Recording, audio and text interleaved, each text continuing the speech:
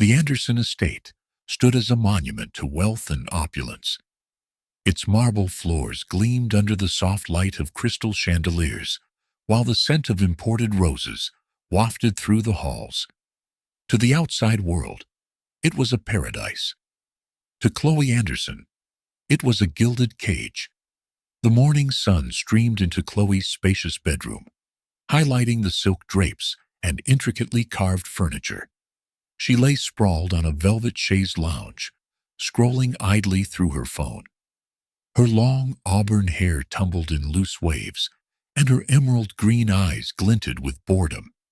Despite her outward composure, there was a spark of rebellion in her gaze, a defiance that had grown over the years under the rule of her stepmother Victoria.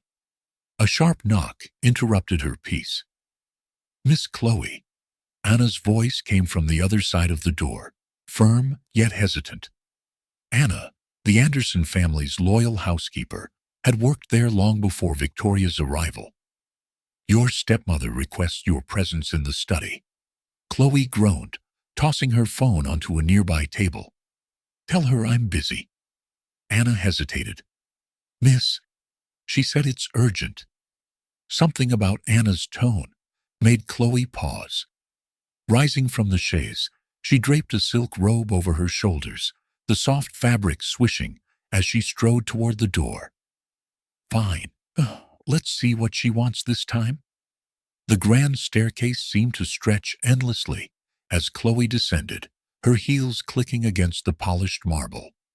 The study door loomed ahead, a reminder of countless confrontations with Victoria.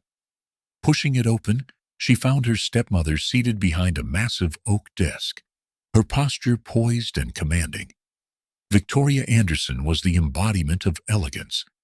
At 50, her icy blue eyes were as sharp as ever, her blonde hair styled to perfection, and her tailored dress exuded authority. She glanced up, her lips curling into a faint smile that never reached her eyes. "Ah, Chloe. Thank you for joining me," Victoria said smoothly, gesturing to the chair opposite her. "I'll stand, thanks," Chloe replied, leaning casually against the doorframe. Her tone dripped with sarcasm. "What's this about?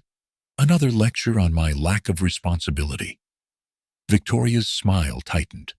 She slid a sleek envelope across the desk. "Your father's will included specific conditions for your inheritance." Chloe's brow furrowed. "Conditions?" "To access your trust fund," Victoria continued, her voice calm but firm. "You must marry within the year." The air seemed to thicken. Chloe blinked, her disbelief quickly morphing into anger. "You're joking." "I assure you I'm not." Victoria leaned back in her chair, her icy gaze unflinching. "And I've already chosen your husband." Chloe's laughter was sharp, almost bitter. "You've chosen? What is this? The 19th century? You think you can just dictate my life?" "This isn't about control," Victoria replied, her tone steely. "It's about ensuring the Anderson legacy. Your father trusted me to guide you." "Guide me?" Chloe scoffed. "You mean manipulate me? Who is this perfect husband of yours?" "Liam Carter," Victoria said, a faint smirk tugging at her lips. "A farmer from Nebraska." Chloe froze. The words seemed almost absurd. "A farmer? Are you insane?" Victoria's expression hardened. "He's disciplined, hard-working, and precisely the kind of influence you need. Your frivolous lifestyle ends now." Chloe's hands clenched into fists. "You can't force me into this." Victoria leaned forward, her voice dropping to a cold whisper. "If you refuse, the will stipulates that the entire estate defaults to me. You'll have nothing, Chloe. No money, no home, no legacy." Chloe's heart pounded, but she refused to show weakness. "You think that scares me?" "Oh, there's more," Victoria added, her smile turning sinister. "Your adoption papers. They might raise some interesting questions about your place in this family." The words hit Chloe like a blow to the chest. Adoption? Her mind reeled. What are you talking about? She managed to whisper. Something to think about, dear, Victoria said, rising from her chair. Now, you have 1 month to prepare for your wedding. Dismissed. Chloe stormed out of the study, her mind spinning. Adoption, the ultimatum, the threat of losing everything? It was too much to process. Slamming her bedroom door behind her, she collapsed onto her bed, tears stinging her eyes. For the first time, the walls of her gilded cage felt suffocatingly real. But even as doubt gnawed at her, a spark of defiance flared within her. If Victoria thought she could win, she was sorely mistaken. The atmosphere in the Anderson estate was electric with tension as Chloe awaited the arrival of her so-called fiancé. It felt surreal, like a scene from a nightmare she couldn't wake up from. The idea of marrying a complete stranger was ludicrous enough, but a farmer with a criminal record? Victoria's audacity knew no bounds. Chloe paced her room, her phone clutched tightly in her hand. She had called every lawyer and financial advisor she could think of, desperate for a loophole in her father's will. But every answer was the same. Victoria had the upper hand. For now. A knock at the door made her pause. Anna peeked in, her face a mixture of curiosity and unease. Miss Chloe, he's here. Chloe took a deep breath, steeling herself. Let's get this over with. The black sedan pulled up to the grand circular driveway of the Anderson estate, a stark contrast to the gleaming luxury vehicles that usually adorned the property. Chloe stood at the top of the marble staircase, her arms crossed tightly. The car door opened, and Liam Carter stepped out. He was tall and broad-shouldered, his sun-kissed skin hinting at years of labor under the open sky. Dressed in a simple button-down shirt and jeans, he looked completely out of place amidst the estate's grandeur. His piercing blue eyes surveyed the scene with thinly veiled disdain, and his hands, rough, calloused, and visibly scarred, clenched by his sides. Chloe couldn't suppress a sarcastic laugh. This is the great Liam Carter? I expected someone a little more polished. Liam's gaze shifted to her, unflinching and steady. And I expected someone less spoiled. Victoria, who had been waiting in the wings, stepped forward with a smile, as frosty as the tension in the air. Liam, welcome. I trust your trip was uneventful. It was fine, Liam replied curtly, his voice deep and steady. Victoria gestured toward Chloe, whose expression was a mix of defiance and disdain. This is Chloe, my stepdaughter. Chloe's sharp tone cut through the air. Spare me the formalities, Victoria. Let's just skip to the part where you explain why this charade is necessary. Liam smirked. Charming. In the grand dining room, an elaborate dinner was laid out, though the atmosphere was anything but welcoming. Chloe sat stiffly at one end of the table, her gaze fixed on the ornate chandelier overhead. Liam was seated across from her, his demeanor calm but guarded. Victoria presided at the head of the table, like a puppeteer, orchestrating her latest game. So, Chloe began, her voice dripping with sarcasm. What exactly did Victoria promise you to get you into this mess? Liam met her gaze without flinching. My farm is on the brink of foreclosure. She offered to help in exchange for my cooperation. Chloe scoffed. So, you're selling yourself for some land? How noble. And you're no different, Liam shot back. You're here to protect your inheritance. Don't act like you're above this. Victoria's voice cut through the tension. Enough, both of you. This arrangement isn't about personal feelings. It's about the future of the Anderson legacy. Spare me the lecture, Chloe snapped, rising from her chair. I'm not a pawn in your game, Victoria. As she stormed toward the door, Liam's voice stopped her. You think this is easy for me? I didn't sign up for this either, Princess. Chloe spun around, fire in her eyes. Don't you dare call me that. Victoria sighed dramatically. This bickering is pointless. Chloe, you have a month to prepare for the wedding. Liam, I'll expect you to adjust as well. Later that evening, as Chloe prepared to retreat to her room, she overheard voices coming from the study. Quietly, she approached the slightly ajar door. I agreed to this because you promised it would be simple. Liam's voice was sharp, filled with frustration. And it will be, Victoria replied smoothly, as long as you stick to the plan. What happens if Chloe finds out the real reason for this marriage? Liam pressed. Victoria's tone turned icy. She won't. And if she does, you'll remind her of what's at stake. Chloe's heart pounded as she stepped back into the shadows. There was more to this arrangement than Victoria had let on. Determined to uncover the truth, she resolved to play along for now, but only long enough to figure out what Victoria was hiding. Chloe returned to her room, her mind racing. As she stared at her reflection in the ornate mirror, a wave of determination washed over her. If they think they can control me, they've got another thing coming, she muttered under her breath. The image of Liam's piercing blue eyes flashed in her mind. He wasn't just a victim of Victoria's schemes, he was part of the puzzle. And if she wanted to regain control of her life, she'd have to start by figuring out where Liam Carter fit into all of this. The blaring horns and endless hum of Los Angeles faded into memory as Chloe Anderson stared out the window of the private jet. The endless patchwork of cornfields stretched below, a stark contrast to the luxury and opulence she had always known. Her nails tapped rhythmically against the armrest, her unease building with every mile that took her further from the world she understood. She glanced at Liam Carter, seated across from her. He was engrossed in a book, his calm demeanor only amplifying her irritation. How could he be so unaffected by the absurdity of their situation? What are you reading?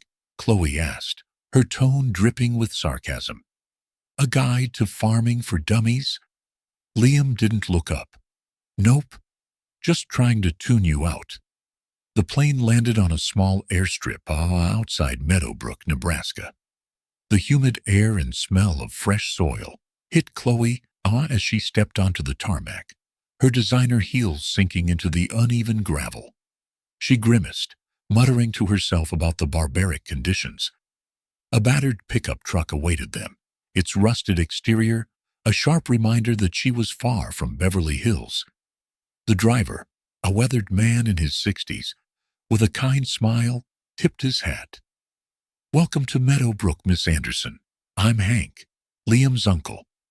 Hank's warm demeanor was disarming, but Chloe wasn't in the mood for pleasantries. Charmed, she muttered, climbing awkwardly into the passenger seat, while Liam effortlessly tossed their luggage into the back.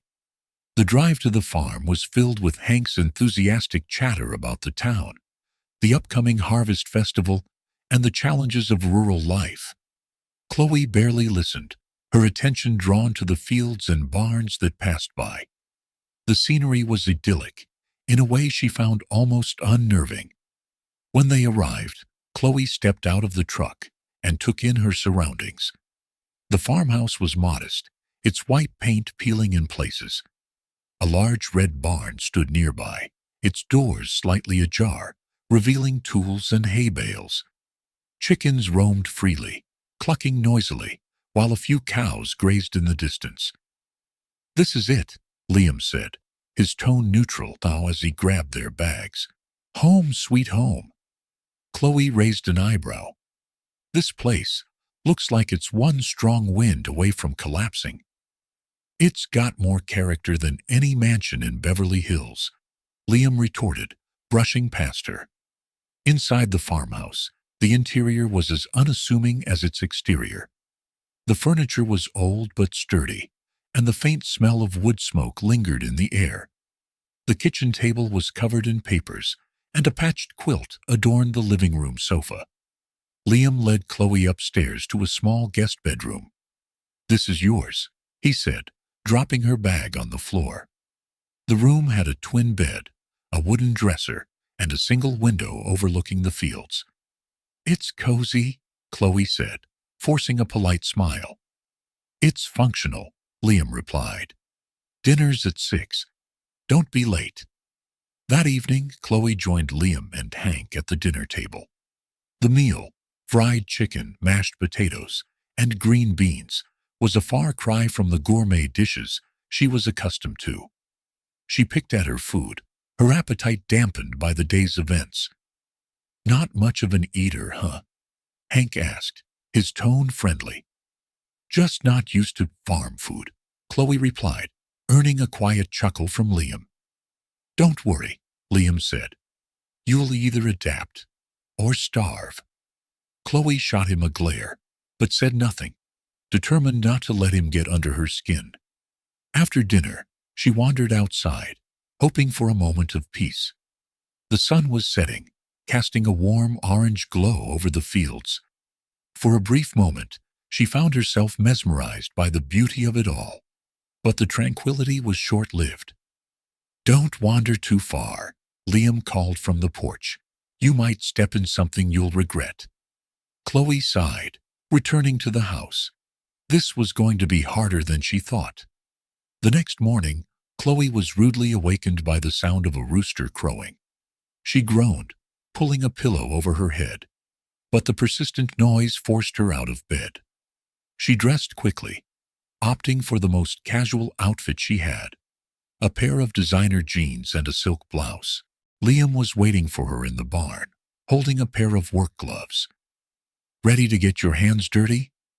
"Not particularly," Chloe replied, eyeing the gloves with disdain. "Too bad," Liam said, handing them to her. "We've got work to do." Her first task was collecting eggs from the chicken coop. It sounded simple enough, but the reality was far more chaotic. One particularly feisty hen pecked at her hand, making her yelp and drop the basket. "You're a natural," Liam teased, leaning against the coop door. "Shut up," Chloe muttered, rubbing her hand. Next came feeding the cows. Liam demonstrated how to toss hay into the troughs, but Chloe's attempts ended with her tripping over a bale and landing in the dirt. By the end of the morning, she was covered in dust and sweat, her once pristine clothes ruined. Chloe's struggles didn't go unnoticed by the locals. At the general store, whispers followed her every move. "That's Liam's city girlfriend," someone muttered. "She won't last a week." The judgment stung, but Chloe refused to let it show. Instead, she channeled her frustration into determination. If she was going to be stuck here, she might as well prove them wrong. Back at the farm, Chloe began exploring the barn. Amidst the clutter, she noticed a locked wooden box with her father's initials engraved on it. Curiosity got the better of her, but no matter how hard she tried, she couldn't open it. "What are you doing?" Liam's voice startled her. "Nothing," Chloe said quickly, stepping away from the box. Liam's expression darkened. "Stay out of my stuff." Chloe crossed her arms. "It's my mother's initials on that box. What are you hiding?" "That's none of your business," Liam snapped before walking away. That night, as Chloe lay in bed, her mind raced with questions. What was in the box? And why was Liam so defensive about it? Her phone buzzed with a notification. An anonymous message read, "You don't belong there. Leave before it's too late." Chloe's heart pounded as she stared at the screen. Someone didn't want her on the farm. But who? And why? Determined to uncover the truth, Chloe resolved to stay, no matter the cost. The soft light of dawn filtered through the thin curtains of Chloe's room, gently nudging her awake. She stretched, her body aching from the unaccustomed physical labor of the day before. As she got dressed, Her reflection in the small mirror caught her attention. Gone was the polished heiress, replaced by a woman with dirt under her fingernails and faint traces of frustration etched on her face. Chloe grimaced, but felt a twinge of pride at surviving her first day on the farm. Stepping outside, Chloe found Liam already hard at work, repairing a broken fence.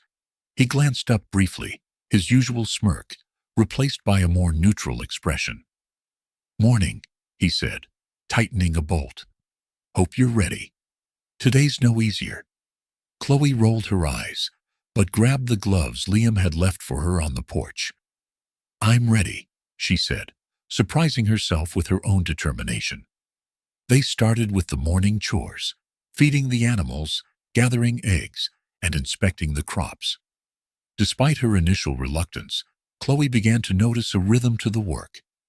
The animals responded to her tentative commands, and the earthy scent of the soil became oddly comforting. At one point, Liam paused to show her how to properly hold a shovel. His hands guided hers as he explained the technique, his tone uncharacteristically patient. "You're not hopeless," he admitted, after she managed to clear a patch of weeds without breaking a sweat. "High praise," Chloe replied with a grin, wiping the dirt from her hands. The tension between them softened, replaced by a tentative camaraderie. As they worked side by side, Chloe couldn't help but ask questions about the farm and Liam's life. He was guarded, but bits of his story trickled out. "This place has been in my family for generations," he said, gesturing toward the fields. "When my parents passed, it was just me and my uncle. We've been trying to keep it afloat ever since." Chloe nodded, her curiosity piqued. "And your other life?" she ventured, referring to his criminal record. Liam's jaw tightened, and he avoided her gaze. "That's a story for another day." Though frustrated by his evasiveness, Chloe decided not to push. Instead, she focused on learning more about the farm, determined to prove she could adapt. Later that afternoon, while Liam was out running errands, Chloe's curiosity led her back to the barn. The locked box with her father's initials seemed to call to her, its secrets just out of reach. She searched the barn for anything that might open it, eventually finding a rusty key hidden beneath a pile of tools. Her heart raced as she inserted the key, hearing a satisfying click. Inside, she found a stack of old papers, faded photographs, and a small leather-bound journal. The papers appeared to be business contracts, many of which bore the logo of her father's company, Anderson Enterprises. One particular document stood out, a contract signed by Liam Carter. Before Chloe could delve deeper, the sound of Liam's truck pulling into the driveway jolted her. She quickly shut the box and returned the key to its hiding spot. That evening, Liam surprised Chloe by inviting Hank over for dinner. Hank arrived with a freshly baked pie and a bottle of homemade cider, his jovial presence lightening the mood. "You're adjusting well, Miss Anderson," Hank said, as they sat around the table. "Not many city folks can handle farm life." Chloe laughed softly. "It's different, but I'm learning." Liam smirked, cutting into the pie. "She's a work in progress." As the evening wore on, Chloe found herself enjoying the simplicity of their conversation. For the first time since arriving in Nebraska, she felt a sense of belonging. Meanwhile, back in Los Angeles, Victoria Anderson was far from idle. Seated in her lavish study, she sipped a glass of wine while reviewing the latest report from her private investigator. "Chloe's adjusting better than expected," the investigator said over the phone. "But she's been poking around the farm. Found something in the barn." Victoria's eyes narrowed. "Keep an eye on her, and remind Liam what's at stake if he lets her stray too far from the plan." After ending the call, Victoria leaned back in her chair, a sly smile playing on her lips. She had spent years perfecting the art of control, and she wasn't about to let a rebellious heiress and a stubborn farmer ruin her plans.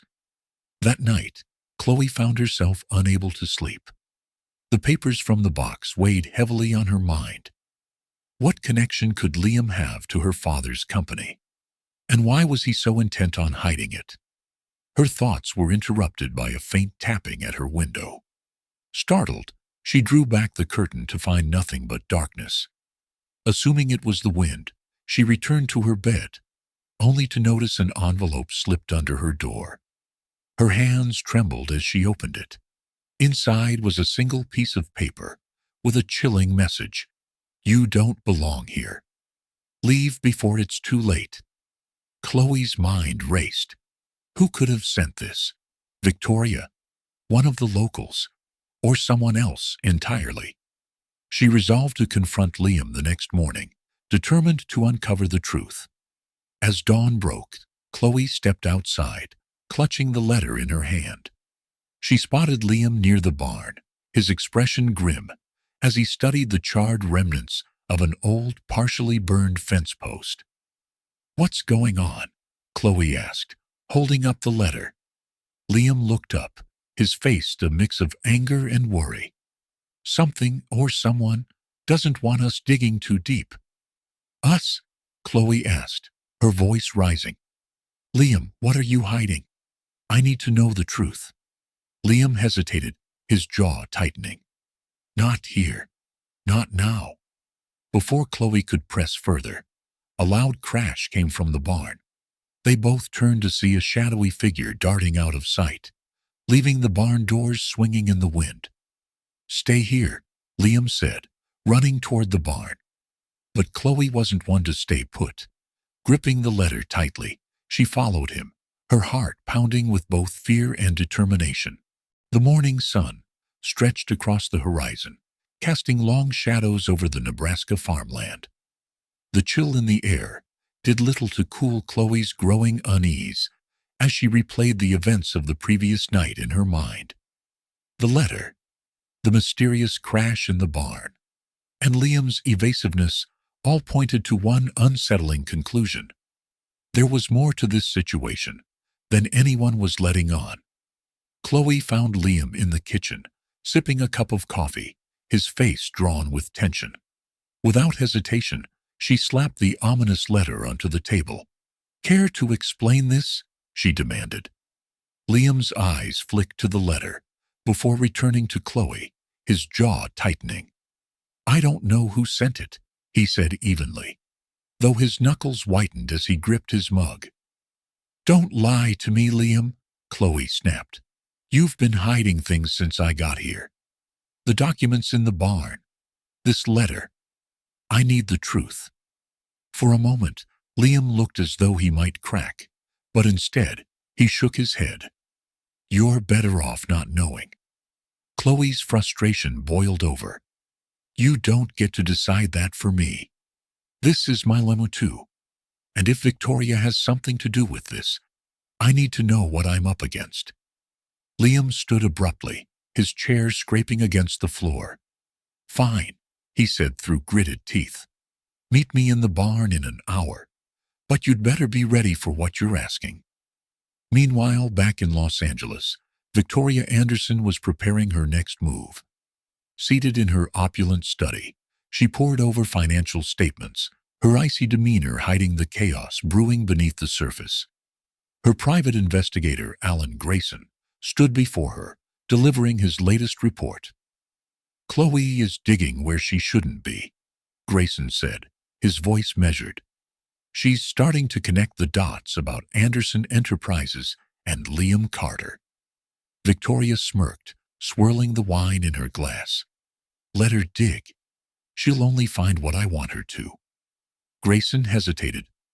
"There's a risk she might uncover the altered will or the offshore accounts. If she brings that to light." "Then make sure she doesn't," Victoria interrupted, her tone cold. "I've come too far to let a spoiled heiress and a broken farmer ruin everything." As Grayson left, Victoria leaned back in her chair, her mind racing. She had always prided herself on her ability to stay ahead of the game. But Chloe's defiance was proving to be an unexpected complication. Chloe arrived at the barn to find Liam waiting, his expression grim. He held the box she'd found earlier, now unlocked, and placed it on a makeshift table in the center of the room. "These are the contracts my family signed with Anderson Enterprises," Liam began, his voice tight with restrained anger. "Your father promised to help us modernize the farm, but it came with strings, high-interest loans, impossible deadlines. When we couldn't meet them, we lost everything." Chloe's stomach sank. "My father wouldn't do that." "It wasn't him," Liam said, his tone softening slightly. "It was Victoria. She used his name, his company, to trap us." He opened the box, revealing a stack of documents and a faded photograph of a young Liam standing next to an older man in a suit. "That's her doing," he said, pointing to the man. "She orchestrated it all." Chloe picked up the photograph, her hands trembling. "Why didn't you tell me sooner?" "Because I didn't think you'd believe me," Liam admitted. "And because Victoria made it clear that if I said anything, she'd destroy what little I had left." Armed with this new information, Chloe felt her resolve harden. "She's not going to get away with this," she said. "We're going to expose her." "And how do you plan to do that?" Liam asked, crossing his arms. "She's got money, power, and connections. She'll crush us before we even get close." Chloe squared her shoulders. "Then we outsmart her." That afternoon, Chloe and Liam attended a local farmers market, hoping to reconnect with the community. But as they walked among the stalls, they felt the stares and heard the whispers. "Isn't that the city girl who's staying with Liam Carter? Word is, she's here to take over the farm. Probably just another scheme of his." Chloe felt the weight of their judgment, but Liam seemed unfazed. He led her to a stall run by an older woman with a warm smile. "Mrs. Jenkins," Liam greeted her. "This is Chloe Anderson." Mrs. Jenkins studied Chloe for a moment before extending her hand. "I've heard about you. Don't let the gossip get to you. Folks around here just need time to warm up." Chloe smiled gratefully, but the encounter only reinforced how much work they had ahead of them. Unbeknownst to Chloe and Liam, Victoria was already working to undermine them further. She leaked information about Liam's criminal record to a local reporter, ensuring it would spread through the tight-knit community. That evening, as Chloe and Liam returned to the farm, they found their mailbox overflowing with hate mail.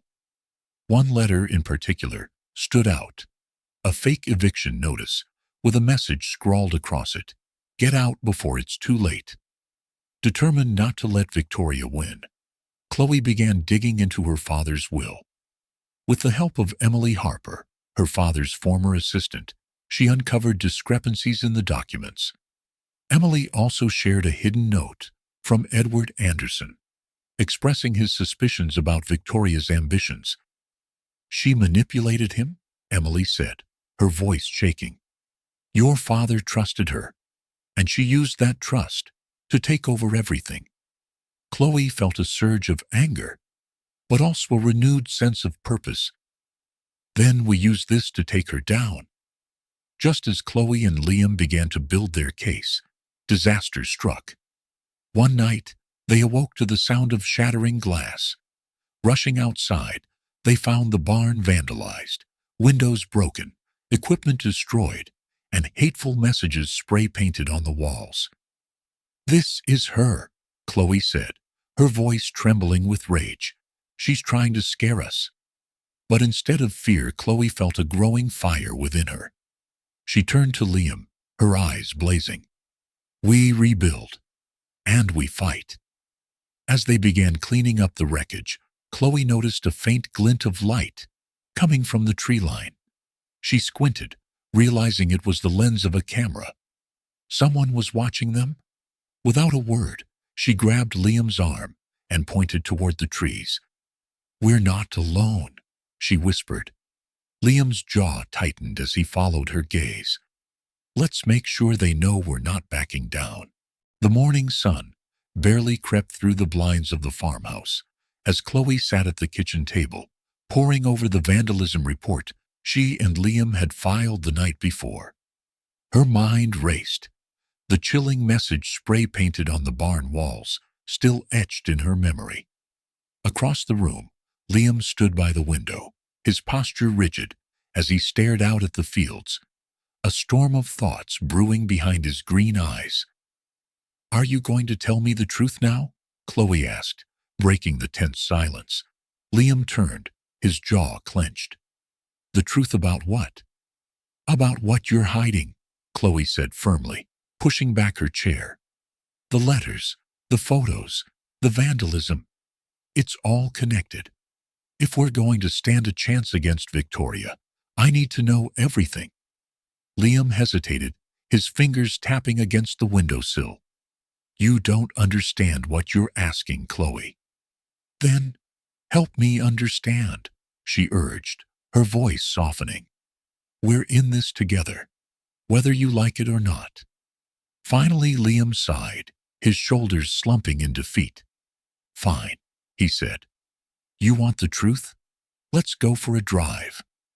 Liam led Chloe to his truck, and they drove in silence down a winding dirt road that cut through the heart of the farmland. The tension between them was palpable, but Chloe remained patient, sensing that whatever Liam was about to reveal would change everything. They stopped at an old, dilapidated barn on the edge of the property. Liam stepped out, his boots crunching against the gravel, and motioned for Chloe to follow. "This is where it all started," Liam said, his voice heavy with emotion. "This barn used to belong to my family. It was part of the original Carter farm, back before everything fell apart." "What happened?" Chloe asked, her gaze sweeping over the weathered structure. Liam leaned against the barn door, his expression clouded. "I was young, ambitious. My parents trusted me to manage the farm's finances when they got older. That's when I met Richard Hale, a businessman with big promises. He said he could help me expand, modernize, and turn this place into something incredible." Chloe frowned. "And let me guess, he wasn't what he seemed." Liam nodded. "Hale was working with Victoria. He offered me a deal that sounded too good to be true. And it was. The contracts were riddled with fine print, and the loans he pushed me to take on were impossible to repay. When the farm started to struggle, Hale accused me of embezzling the funds." Chloe's stomach churned. "Did you?" "No," Liam said sharply. "But Victoria made sure I took the fall. She used her influence to turn the local authorities against me. I was convicted, spent 2 years in prison, and when I got out, my family had lost everything. My parents, they didn't survive the stress of it all." Chloe's heart broke as she listened to Liam's story, the pain in his voice cutting deeper than any of Victoria's schemes. She reached out, placing a hand on his arm. "I'm so sorry," she said quietly, "but this changes everything. We can use this against her." "How?" Liam asked bitterly. "No one will believe me. My name's already been dragged through the mud." Chloe straightened, determination flashing in her eyes. "Then we'll find proof. If Victoria was behind this, there has to be a paper trail." Back in Los Angeles, Victoria was growing increasingly frustrated with Chloe and Liam's resilience. Seated in her penthouse office, she scrolled through the latest surveillance reports from her private investigator, Alan Grayson. "They're digging into Liam's past," Grayson said, standing across from her desk. "If they uncover the truth." "They won't," Victoria interrupted coldly. "Destroy any remaining evidence linking me to Hale or the Carter farm." Grayson hesitated. "That might not be enough. Chloe's relentless, and the locals are starting to rally around her." Victoria's lips curled into a sinister smile. Then, it's time to remind them who's in control. Chloe and Liam returned to the farmhouse with renewed purpose. They spread the documents from Liam's past across the kitchen table, piecing together the connections between Richard Hale, Anderson Enterprises, and Victoria. "I know someone who might help," Chloe said, picking up her phone. "Emily Harper." "Your dad's assistant?" Liam asked. "She's been gathering evidence against Victoria for years," Chloe explained. "If anyone can find the missing pieces, it's her." Emily agreed to meet them the next day at a quiet cafe in town. When they arrived, she slid a folder across the table, her expression grim. "These are the records I managed to recover from your father's office before Victoria had them destroyed," Emily said. "They show a clear pattern of fraudulent activity between Hale and Anderson Enterprises." Liam flipped through the pages, his hands trembling. This proves I was set up." "It's not enough," Chloe said. "We need something bigger, something that ties Victoria directly to my father's death." That evening, as Chloe and Liam were sorting through the new evidence, a car pulled up outside the farmhouse. A man in a dark suit stepped out, carrying a sealed envelope. "Miss Anderson?" he asked, his tone formal. Chloe nodded warily. "Yes?" The man handed her the envelope. "A message from someone who wishes to remain anonymous." Before she could question him further, he returned to his car and drove off. Chloe opened the envelope, her eyes scanning the handwritten note inside. "Stop digging or you'll regret it." Liam grabbed the note, his expression darkening. "She's trying to scare us." "It's not going to work," Chloe said, her jaw tightening. "We're too close to the truth." As they prepared for bed, Chloe noticed a faint red dot dancing across the wall of the bedroom. Her heart raced as she realized what it was. A laser sight. "Liam!" she shouted, pulling him to the floor just as a gunshot shattered the window above their heads. The two scrambled for cover, their breaths coming in short gasps as the sound of tires screeching away echoed in the night. "She's not just trying to scare us," Liam said, his voice grim. "She's trying to kill us." Chloe looked at him, fear and determination warring in her eyes. "Then we'll make sure she never gets the chance." The morning after the attack, the air around the farm felt heavy with unease. Shattered glass littered the bedroom floor, and the faint smell of gunpowder lingered. Chloe sat at the kitchen table, clutching a cup of coffee, her eyes fixed on the red dot that had danced across the wall just hours before.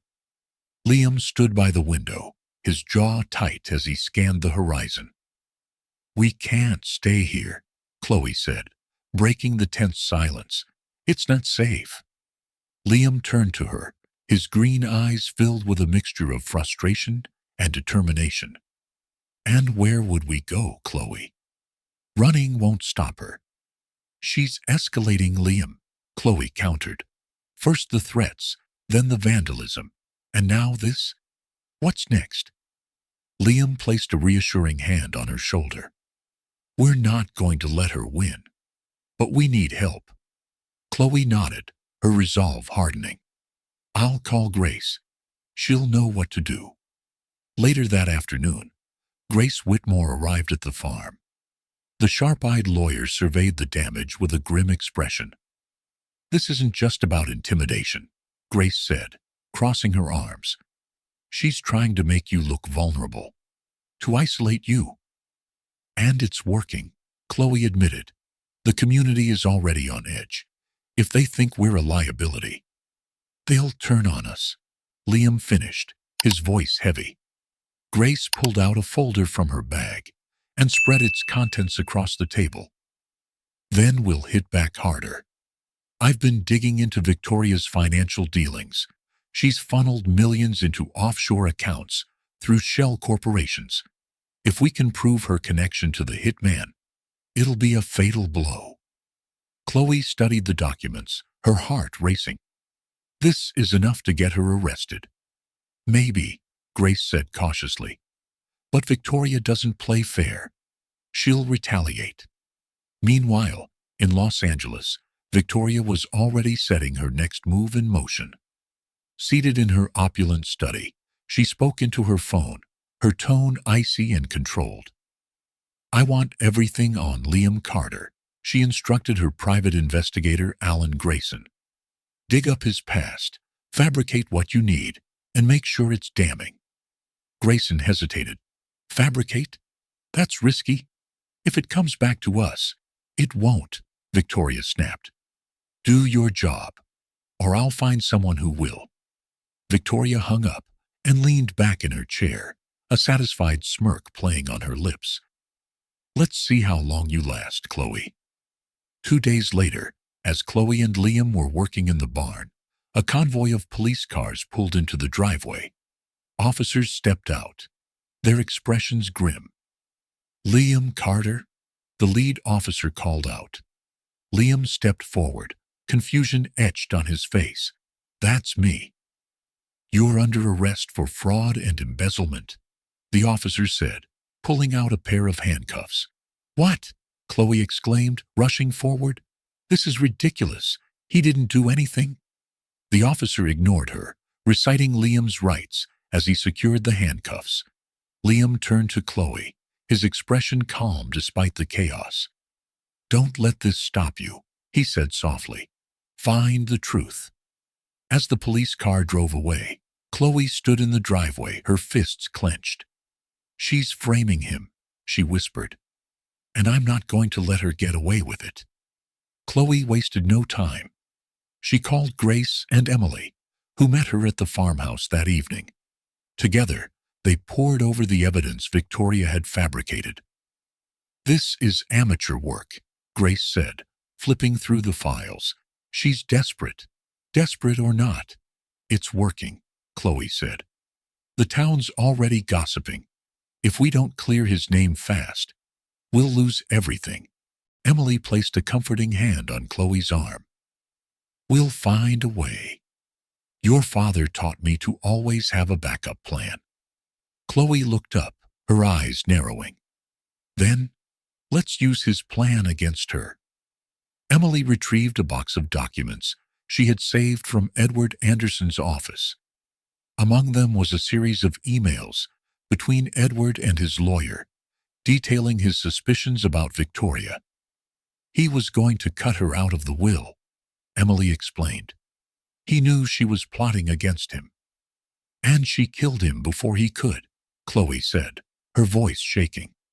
"This proves everything." Grace nodded. "It's a start.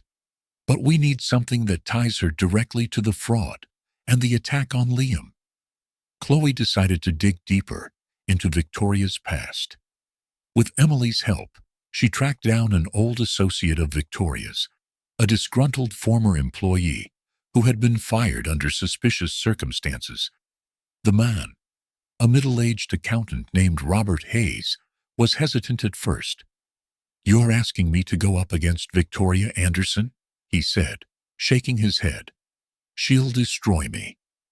"She's already destroyed so many lives," Chloe countered, "including mine. If you help us, we can stop her for good." After a long pause, Robert relented. "There's something you need to see," he said, pulling out a flash drive.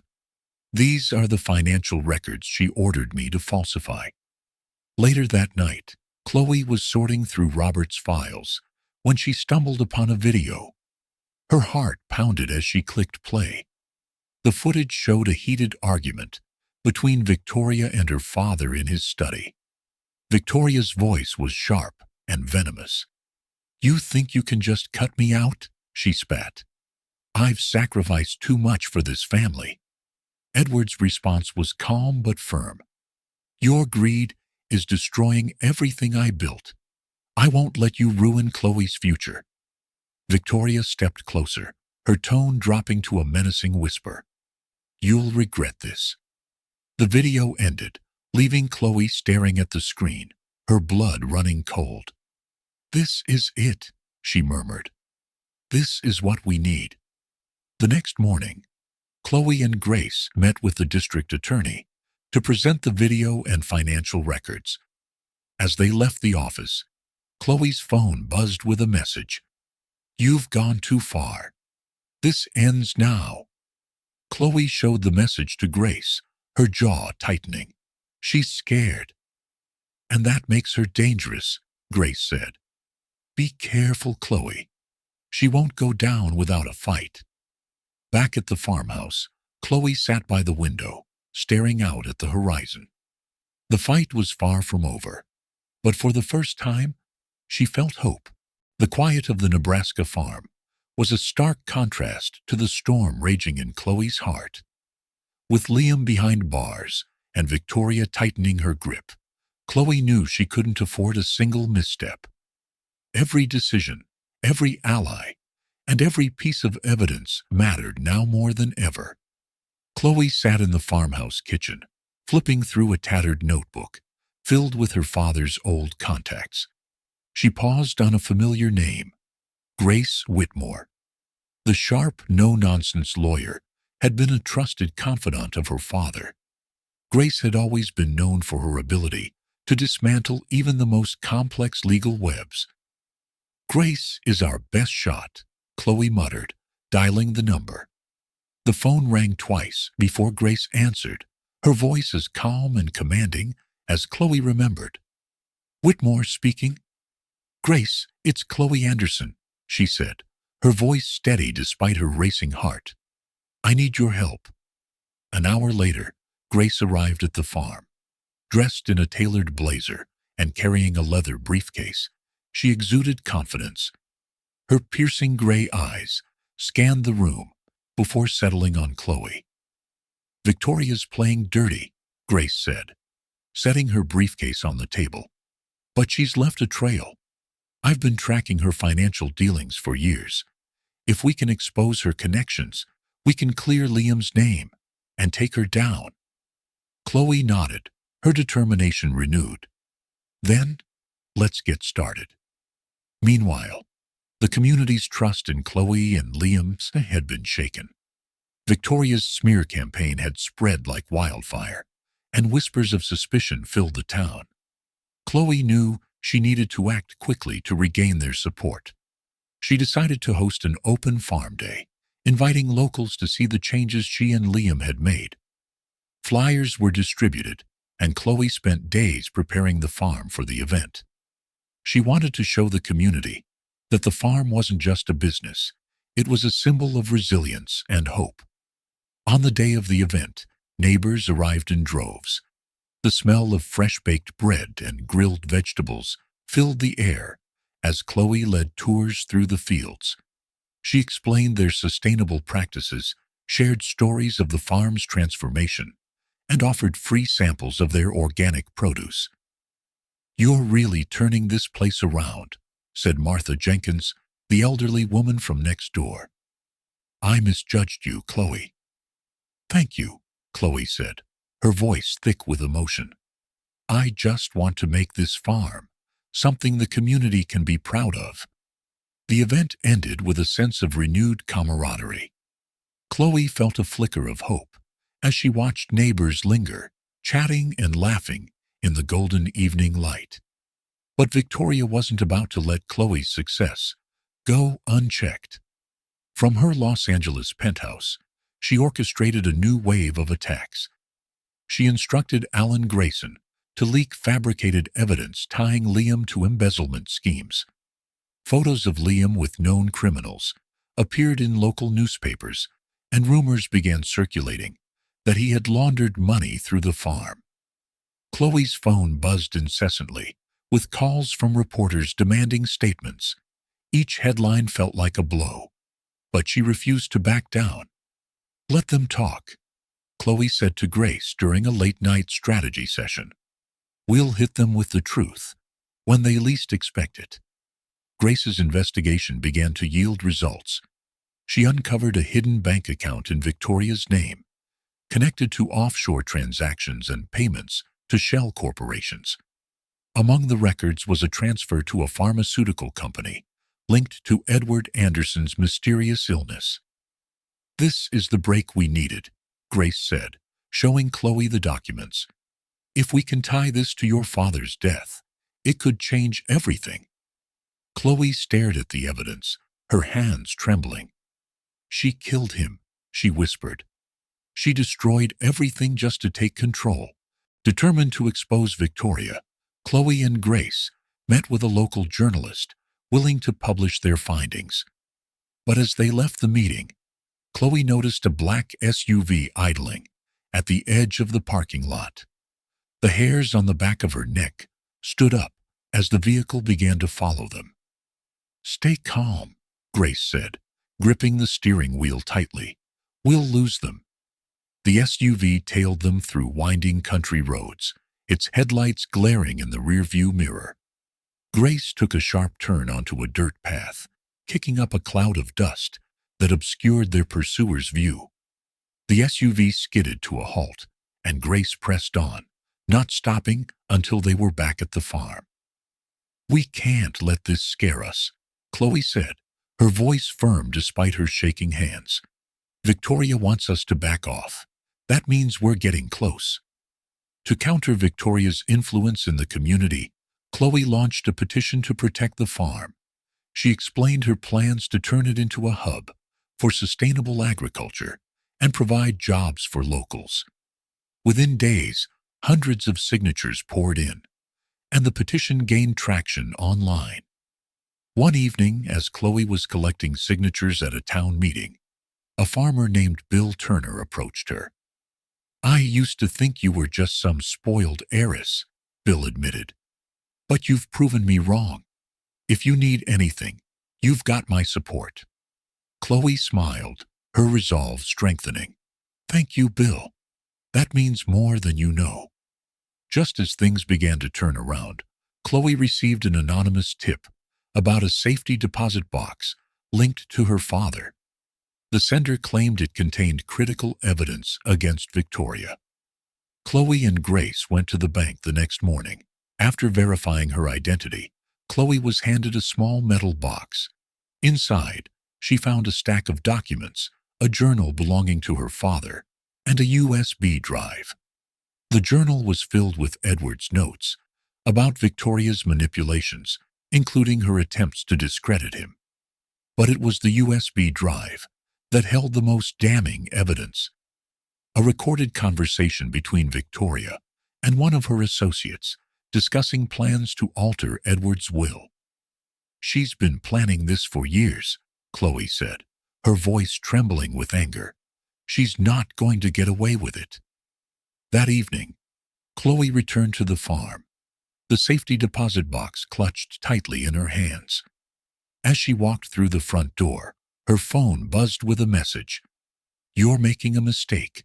Stop now, or you'll regret it." Chloe showed the message to Grace, her jaw tightening. "She's scared," Chloe said. "And that makes her more dangerous." Grace nodded. "But it also means we're winning. Stay vigilant, Chloe. The closer we get, the harder she'll fight." As the sun set over the farm, Chloe stood on the porch, staring out at the fields. She knew the fight was far from over, but for the first time, she felt like victory was within reach. The morning sun cast a soft glow over the Carter farm, but the air was heavy with tension. Chloe sat at the kitchen table, the contents of the safety deposit box spread out before her. Liam, freshly released from custody, thanks to Grace's relentless work, stood by her side. Despite his freedom, the scars of Victoria's relentless attacks were evident in his tired eyes. Chloe tightened her grip on the USB drive, containing Victoria's incriminating conversation. "This is the nail in her coffin," she said, her voice steady with determination. "It's time to confront her directly." Grace nodded, seated across from Chloe, with a steaming cup of coffee. "We'll send her a legal notice," she told her. "No more games. Either she agrees to mediation, or we'll escalate this to court." The group worked late into the night, drafting the notice. Grace outlined the evidence, carefully weaving together Victoria's financial manipulations, forged documents, and potential involvement in Edward's death. By the time they finished, exhaustion weighed heavily on everyone. But Chloe felt a spark of hope. While Chloe prepared to send the notice, an unexpected visitor arrived at the farm. Michael, Edward Anderson's supposed illegitimate son, stepped out of a battered truck, his expression a mix of apprehension and determination. "Michael," Chloe said, stepping onto the porch, "what are you doing here?" "I've been working with Victoria," he admitted, his voice low. "But I didn't realize how far she'd go. She tried to use me to challenge your inheritance, but I can't be part of this anymore." Chloe's anger flared, but she forced herself to stay calm. "Why tell me this now?" Michael hesitated, his hands clenched at his sides. "Because I found something you need to see." He handed Chloe a folder containing copies of correspondence between Victoria and her lawyers. The letters detailed Victoria's plans to discredit Chloe and Liam, as well as instructions to manipulate Michael into taking legal action. Chloe's jaw tightened as she scanned the documents. "Why didn't you come forward sooner?" Michael's gaze dropped to the ground. "I was scared, but I'm here now. Let me help." As Chloe and Liam drove to deliver their legal notice to Victoria's lawyers, they noticed a black SUV tailing them. The same vehicle that had followed Chloe weeks earlier now loomed ominously in the rearview mirror. "Stay calm," Liam said, his grip on the steering wheel tightening. "We'll lose them." He turned onto a winding dirt road, the SUV close behind. Dust billowed into the air, obscuring their pursuer's vision. Chloe held her breath as Liam maneuvered through sharp turns, finally pulling into a secluded clearing. The SUV sped past, its tires screeching as it disappeared into the distance. Chloe exhaled, her heart pounding. Victoria's getting desperate.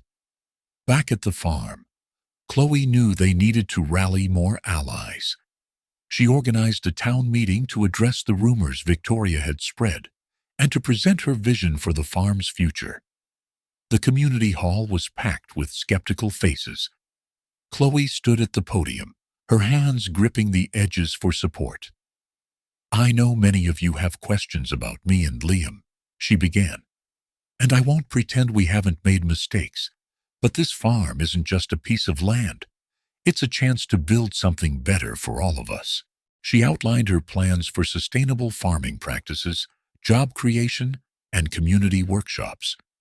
Her sincerity shone through, and by the end of her speech, the room erupted in applause. With renewed momentum, Chloe launched a petition to protect the farm and counter Victoria's influence. Within days, it gained hundreds of signatures, both from locals and online supporters. One afternoon, as Chloe collected signatures in the town square, a farmer named Bill Turner approached her. "I'll be honest," Bill said, scratching his head. "I wasn't sure about you when you first showed up. But you've proven you're not just some spoiled heiress. Count me in."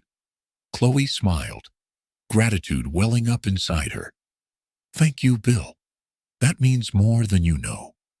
In Los Angeles, Victoria was far from idle. She instructed Alan Grayson to intensify their smear campaign. Photos of Chloe and Liam, manipulated to imply scandal, began circulating in local newspapers. Victoria even went so far as to leak fabricated financial records, claiming the farm was on the verge of bankruptcy. "She's trying to isolate us," Grace said, slamming the latest article onto the table. "But we won't let her."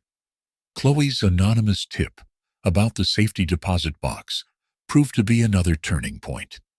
Inside, she found a stack of financial records, handwritten notes from her father, and a key piece of evidence, a journal detailing Edward's growing suspicions about Victoria. One entry stood out. Victoria is hiding something. If anything happens to me, look at the pharmaceutical records. The truth is there. Chloe's stomach churned as she read the words.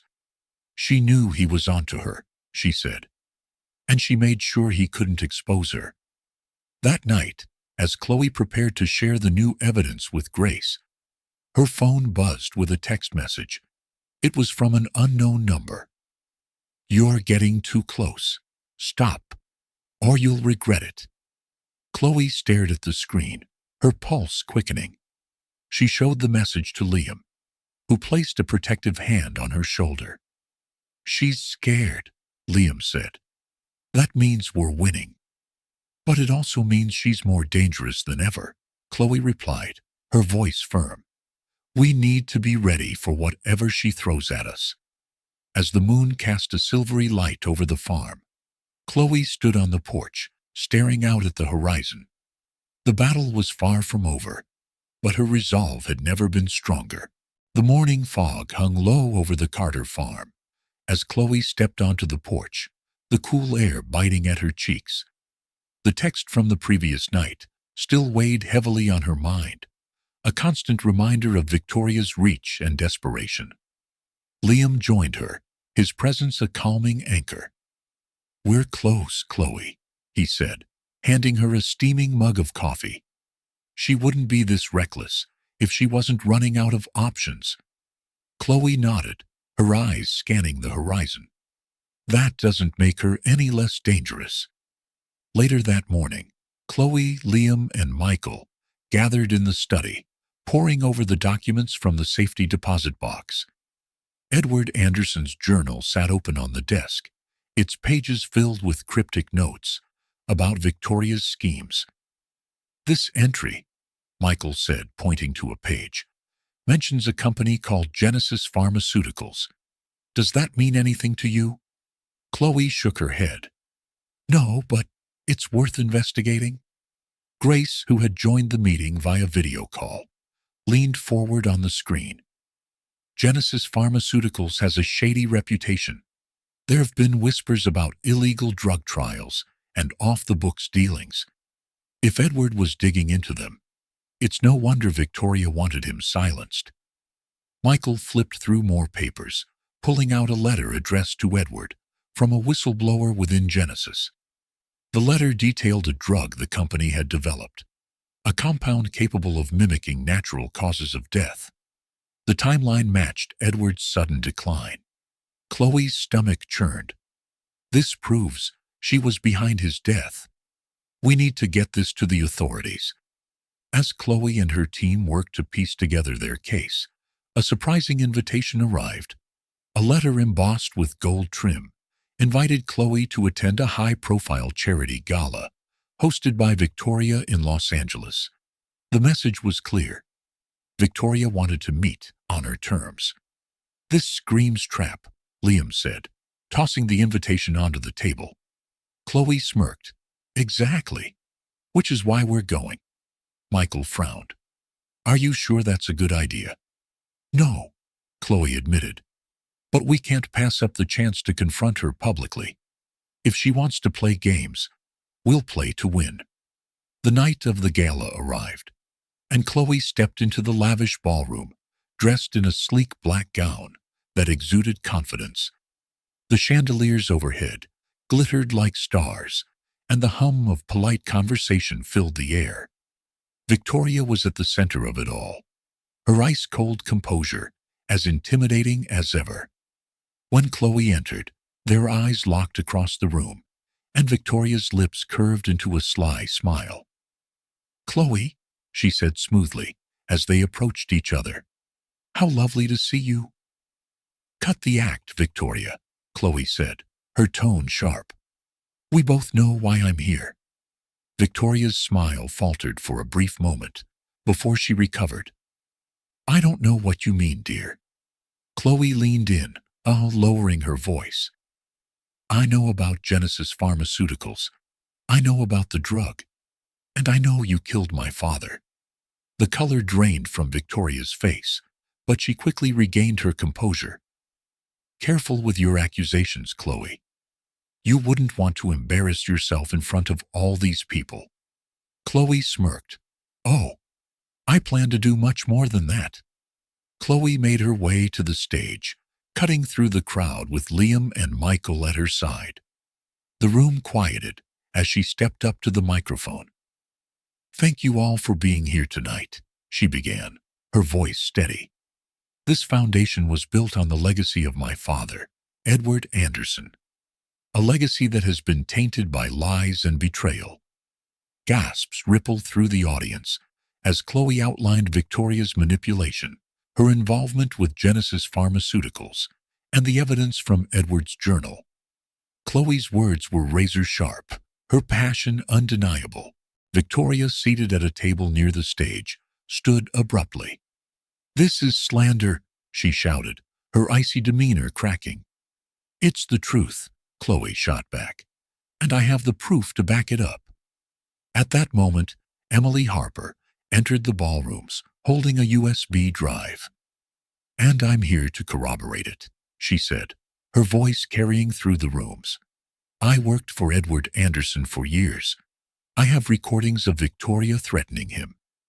The crowd erupted into whispers and murmurs as Emily handed the drive to the journalist Chloe had invited. The truth was finally out in the open. As Chloe and her team left the gala, victorious but exhausted, a call came in from Ethan. "Chloe, it's the farm," he said, his voice panicked. "There's a fire." The drive back to Nebraska was tense, the glow of the flames visible long before they reached the property. The barn was engulfed in fire, and Liam rushed in without hesitation to save the animals. Chloe's heart pounded as she watched Liam disappear into the smoke. Minutes felt like hours until he emerged, coughing but unharmed, leading a frightened horse to safety. "Are you okay?" Chloe asked, running to him. "I'm fine," Liam said, his voice hoarse, but this wasn't an accident. The next morning, Chloe stood among the charred remains of the barn, the smell of smoke still thick in the air. But instead of despair, she felt a surge of determination. "We rebuild," she said, her voice firm, stronger than before. The community rallied around the Carter farm. Neighbors showed up with tools, supplies, and offers of help. Even those who had doubted Chloe's intentions before now stood with her. Amidst the chaos, Chloe and Liam found solace in each other. One evening, as they stood in the field under a blanket of stars, Liam turned to her. "You've changed everything," he said softly. "Not just the farm. Me." Chloe smiled, her heart full. "And you've shown me what really matters." They kissed, the world around them fading away for a brief, perfect moment. As the farm began to take shape again, Grace arrived with urgent news. "We've traced the pharmaceutical company's funding," she said. "It's tied directly to an offshore account in Victoria's name." Chloe's eyes narrowed. "That's enough to bring her down for good." Grace hesitated. "Maybe. But there's one more thing. Someone's been watching you." Chloe's blood ran cold. "Who?" "We don't know yet," Grace admitted. "But they've been leaving a trail. And it's leading straight to you." The Carter farm, which once radiated life and promise, now stood shrouded in ash and smoke. The barn was reduced to blackened beams, and the smell of burned wood clung to the air. Chloe, Liam, and the gathered neighbors surveyed the damage, their faces a mix of exhaustion and determination. "I won't let her win," Chloe said, her voice resolute as she picked up a charred piece of wood. "This isn't just about us anymore. It's about standing up to everything she's done." Liam placed a hand on her shoulder, his green eyes steady. "We'll rebuild, Chloe. Together." The community rallied in support. Neighbors brought tools, supplies, and even livestock to replace what had been lost. It was a testament to the bonds Chloe and Liam had forged since their arrival in Nebraska. Rebuilding wasn't just about replacing what was destroyed. It was a chance for a fresh start. Chloe and Liam worked tirelessly, sketching out plans for a modernized, sustainable barn. They envisioned solar panels, rainwater collection systems, and eco-friendly materials that would reflect their commitment to innovation and the future. Michael stepped up to manage logistics, his business acumen proving invaluable. "If we're doing this, let's do it right," he said, flipping through blueprints. "We'll make it a symbol of everything we're fighting for."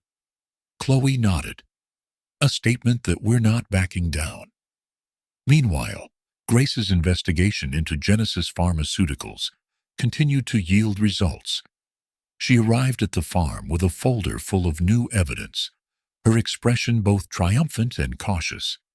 "This," she said, holding up a document, "is the smoking gun. Victoria funneled money from Genesis through offshore accounts. It connects her directly to the drug that killed your father." Chloe's hands trembled as she took the folder. "This is enough to end her." Grace nodded. "But there's more. Someone's been shadowing us. I've traced the movements of a private investigator hired by Victoria. He's been keeping tabs on you, Liam, and even the farm." Liam's jaw tightened. "She's still trying to control us." Chloe's eyes narrowed. "Then we take the fight to her. We've been on the defensive for too long."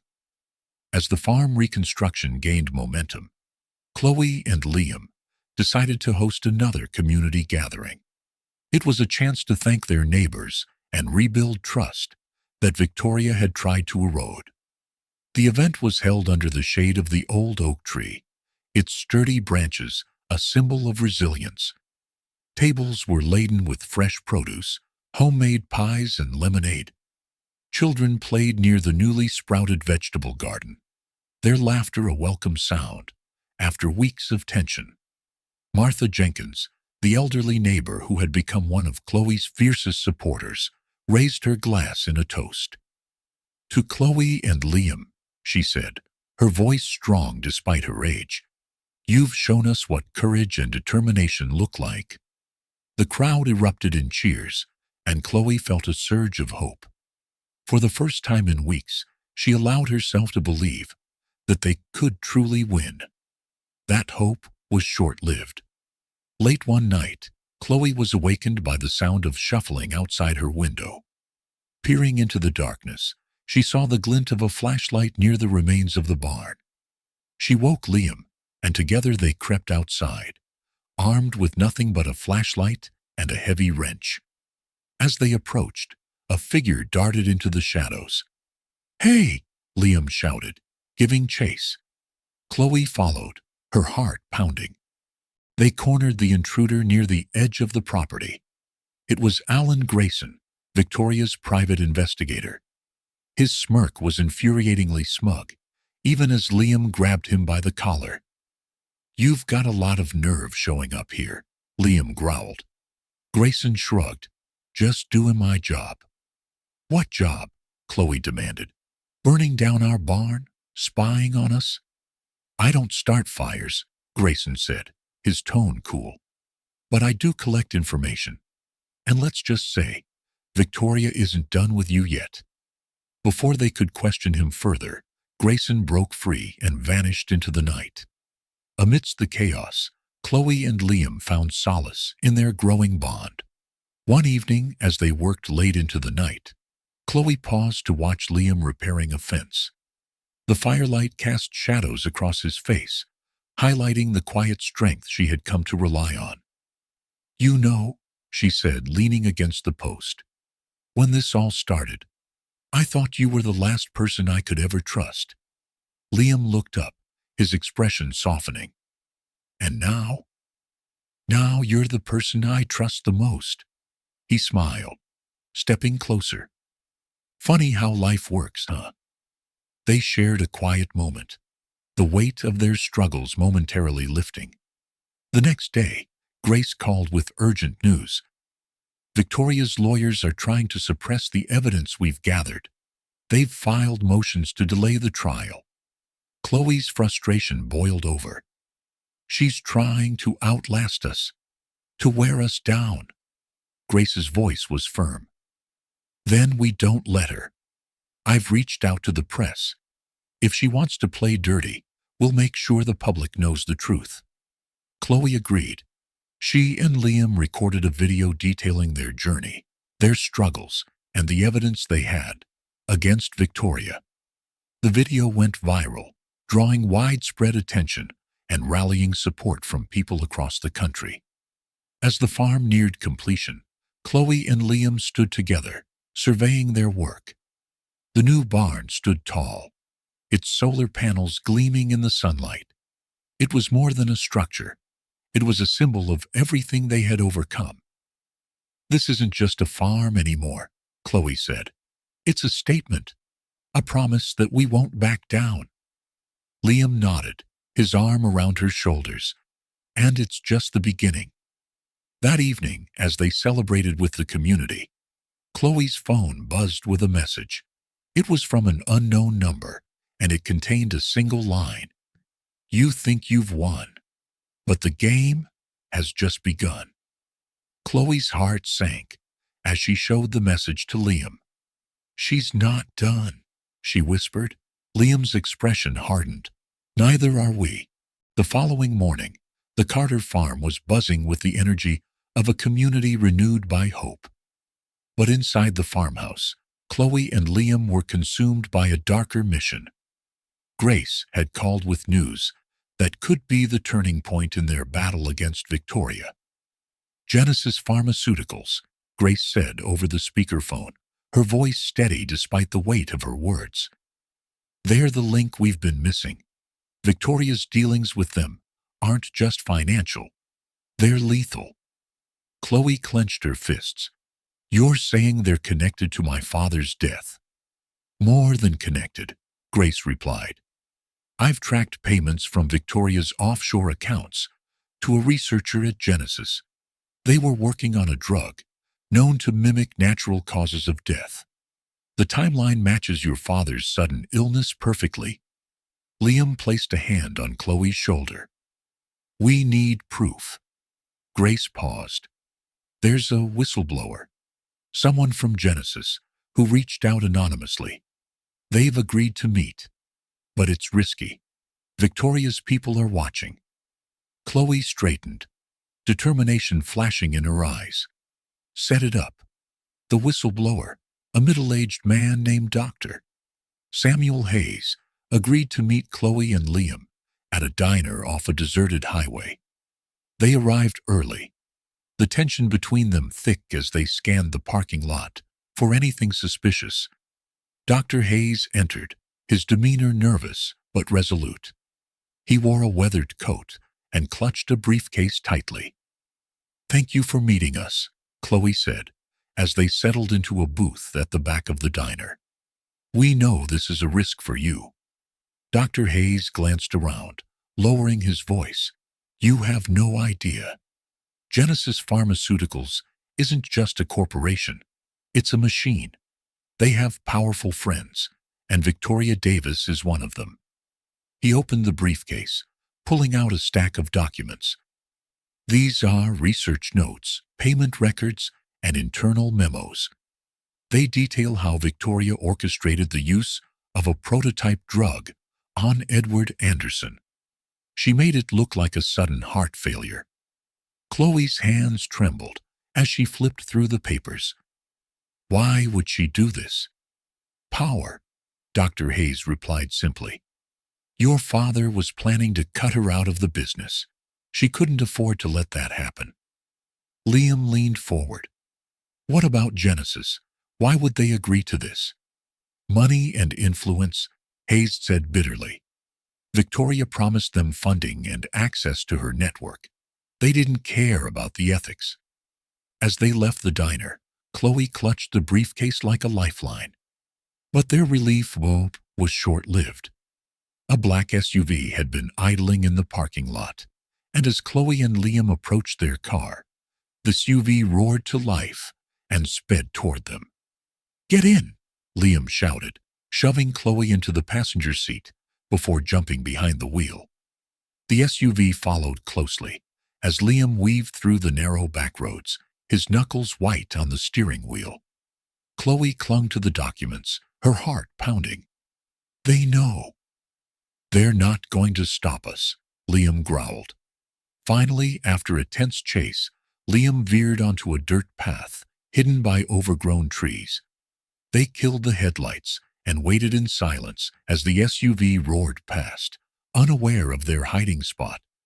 Back at the farm, Chloe and Liam reviewed the documents with Grace and Emily.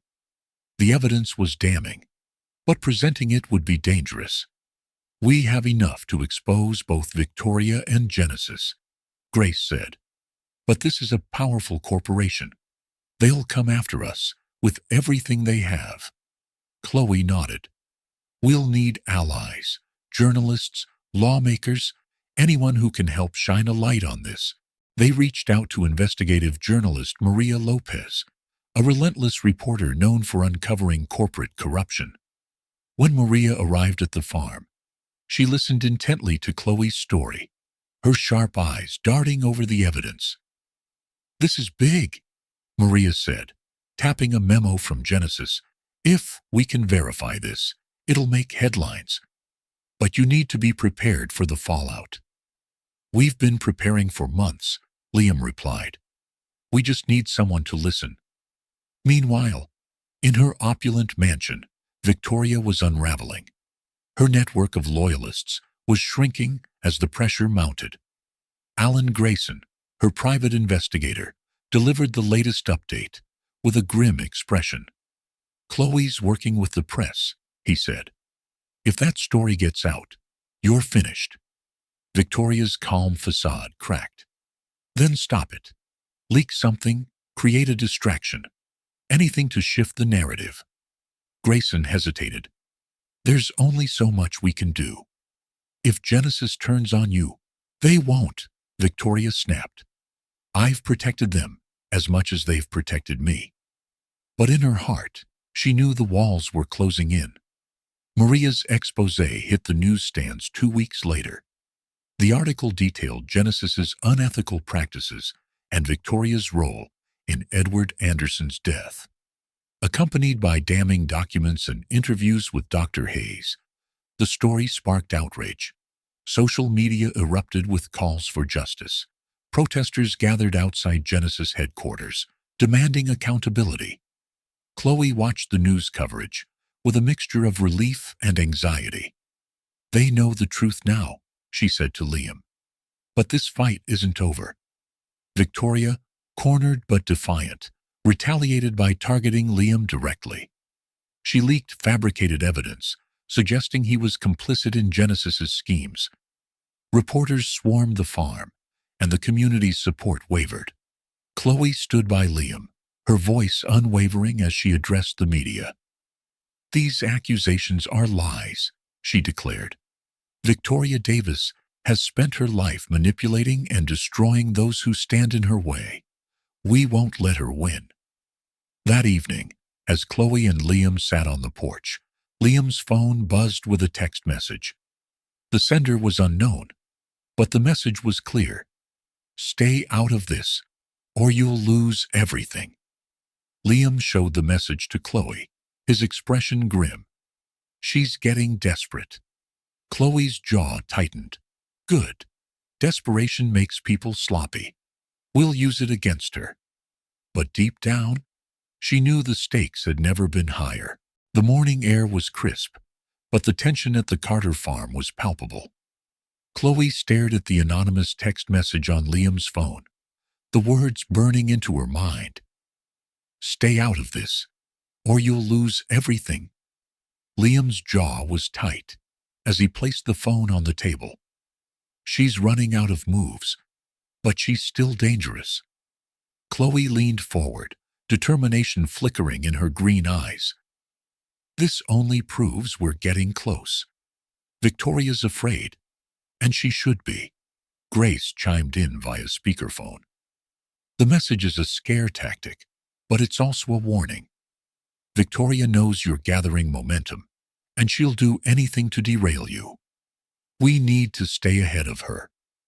Emily Harper, who had become an indispensable ally, nodded. She's escalating, but that makes her vulnerable. The key is to keep exposing her before she can strike.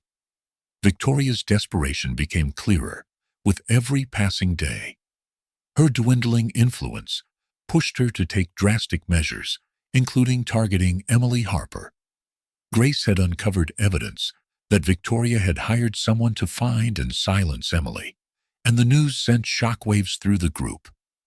"We need to move her," Chloe said firmly, her gaze sweeping across the table where the team had gathered.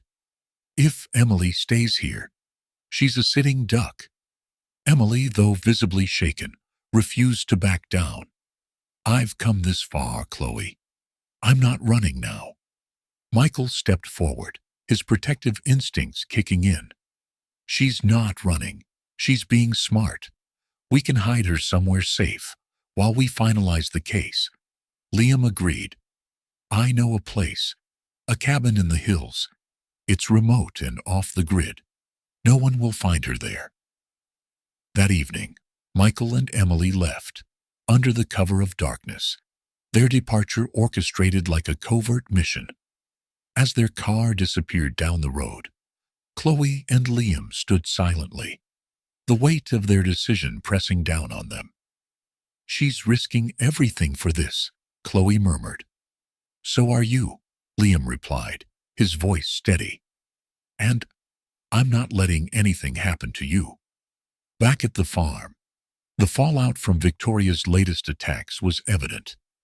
The once supportive community was beginning to waver as rumors spread about Liam's alleged involvement with Genesis Pharmaceuticals.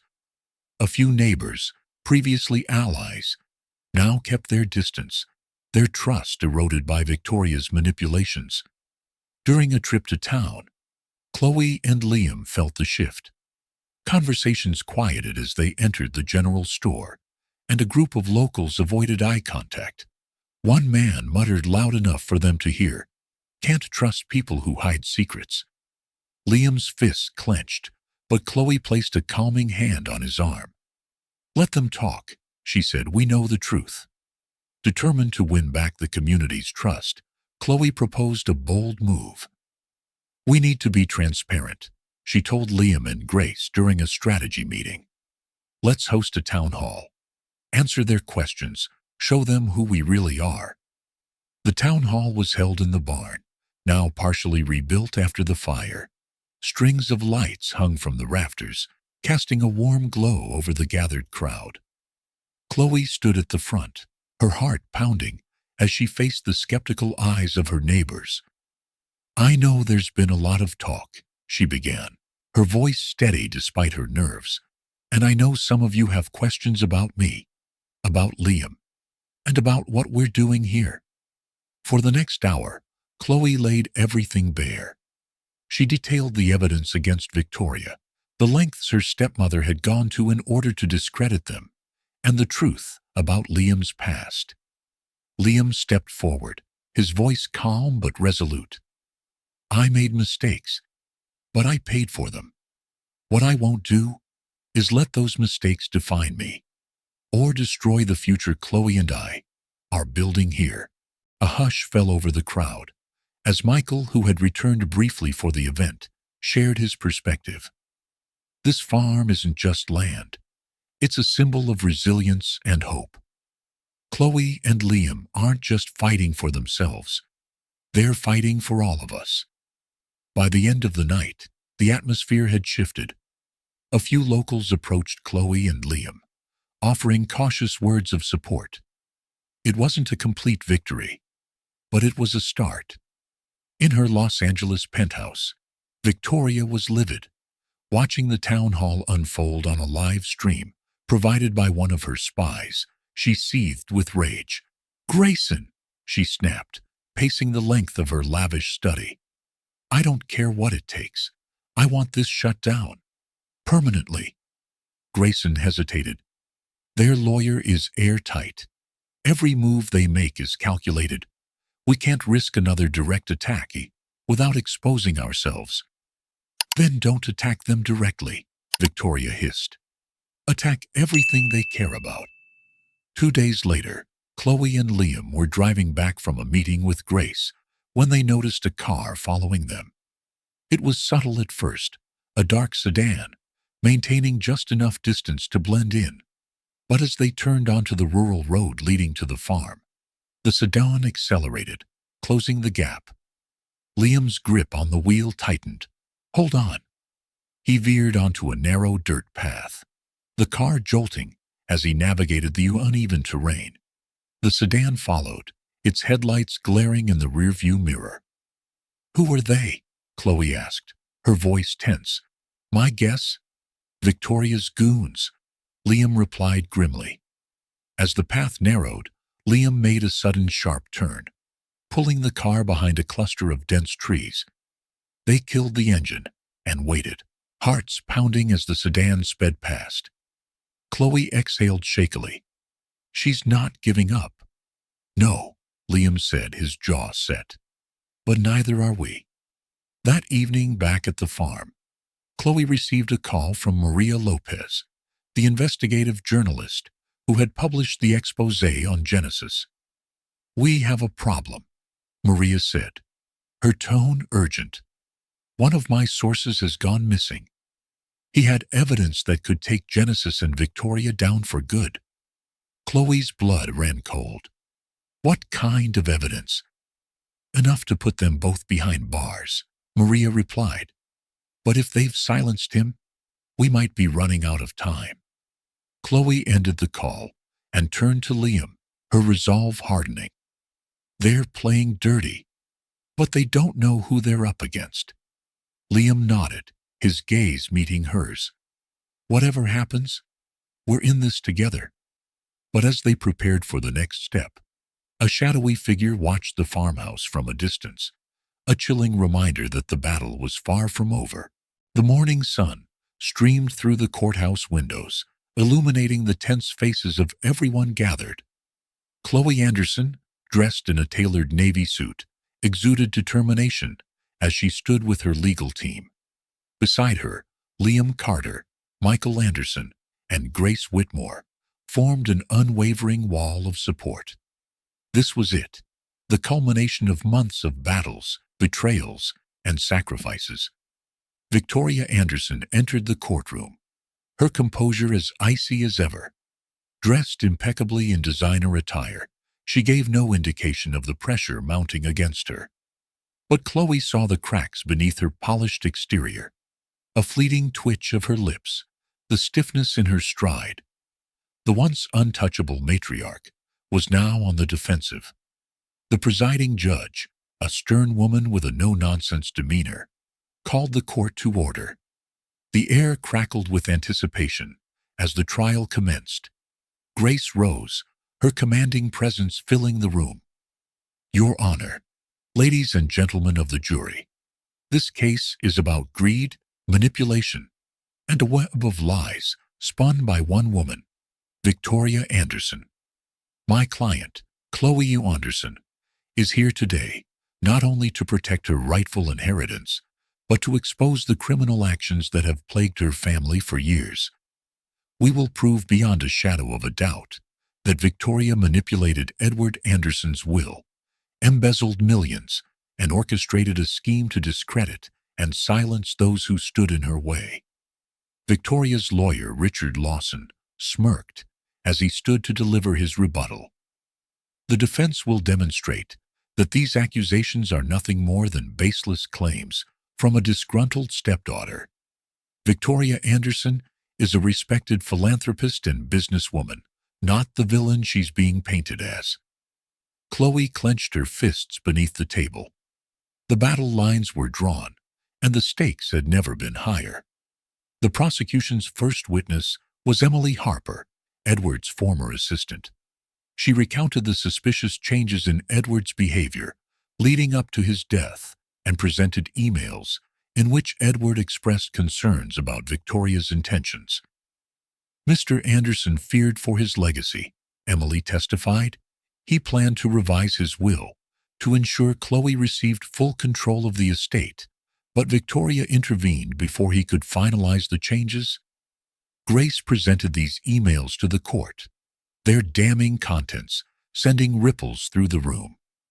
Victoria's composed facade faltered for a brief moment, her lips pressing into a thin line.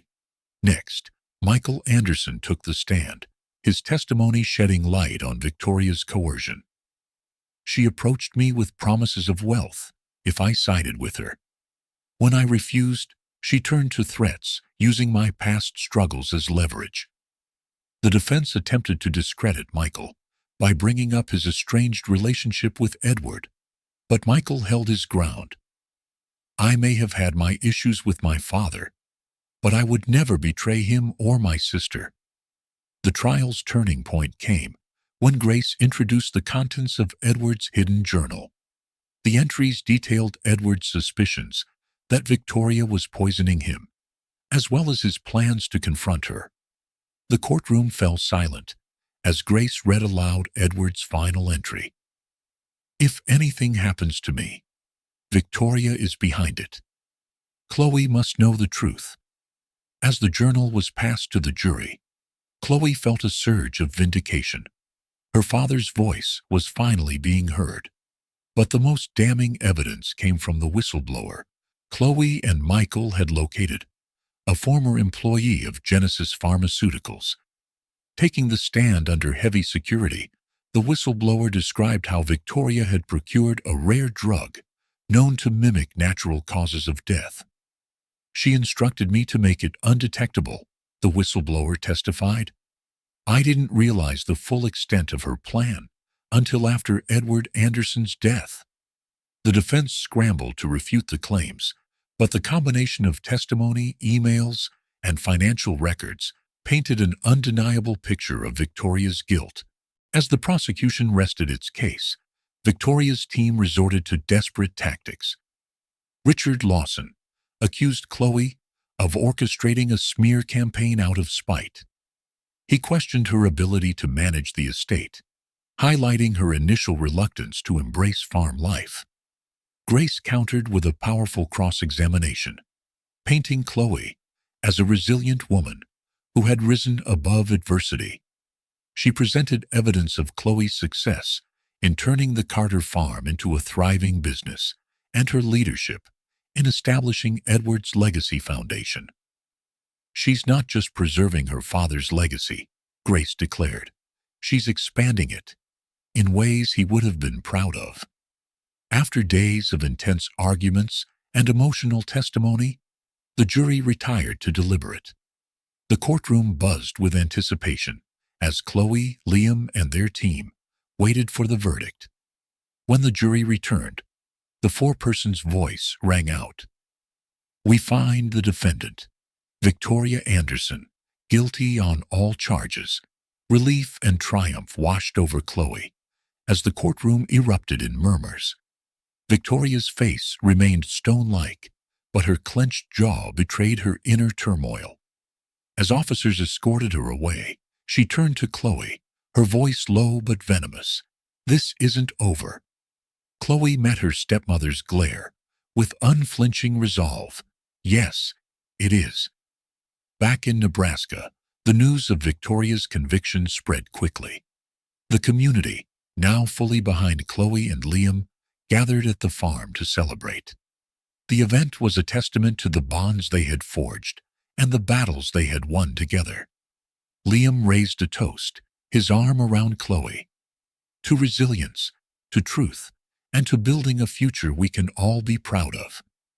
As laughter and cheers filled the air, Chloe felt a deep sense of peace. For the first time, the weight of her past no longer loomed over her. She had fought for justice, and she had won. As the evening wound down, Chloe's phone buzzed with a new message.